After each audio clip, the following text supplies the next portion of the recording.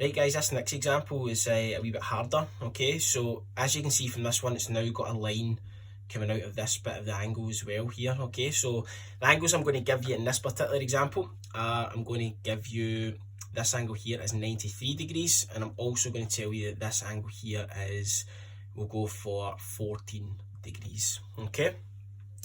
So just now I'm using that property of vertically opposite angles are equal to each other, okay? So as you can see here, I've basically started off by drawing two lines here which are intersecting at this point here, okay, right in the middle.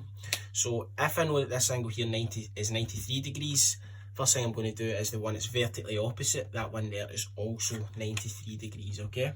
So in your question sheets, they'll probably call these like A, B and C, just basically just doing the exact same thing.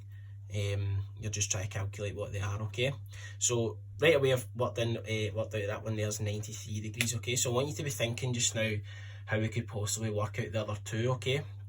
So if you look at this diagram just now, we can see that this 93 degrees is the exact same size as that angle there, okay? As well as that, but we know that this angle here is exactly the same size as that angle there, okay? So the two of them combined with each other. So if I can then work out this one here, for example, using this big straight line here, it'll then allow me to then work out this one here, okay? So the first one I'm going to calculate is, I'm going to calculate this one up here and here, okay? So if I know, and again, we kind of use our hand, and if we kind of like cover up that bit of the equation just now, we can see that this is a straight line angle, isn't it? So if I know that this bit here is 93 degrees, I can work out this missing bit by taking it away from 180 again, okay? So if I do that just now, 180 minus 93, remember I'm always showing my work in these questions, 0 minus 3 I cannot do, so I borrow one from my tens column, make it a 7, and make that a 10, okay? So 10 minus 3 is 7.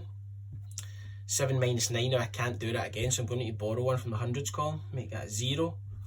Now it becomes 17 now, so 17 minus 9 is 8, okay? So I know that this angle in here is 87 degrees, okay? So I'm not finished yet, just about this working. So I've worked out that one there to be 83, okay? So remember, these two blue lines here are equal to each other. This 87 degrees is equal to that full bit in here.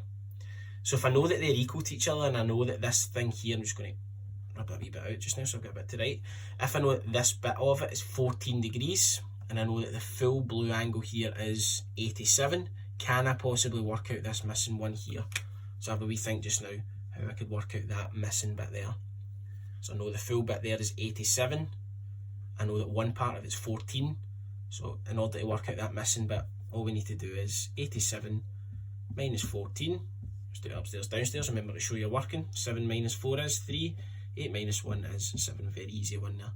So this missing angle in here would be 73 degrees, okay? So again, how can I check and make sure all my angles are correct? If you add up all of your angles here, if I sum them all, it should add up to 360, okay? So it's always a brilliant way to check and make sure you are checking at the end of each question, okay?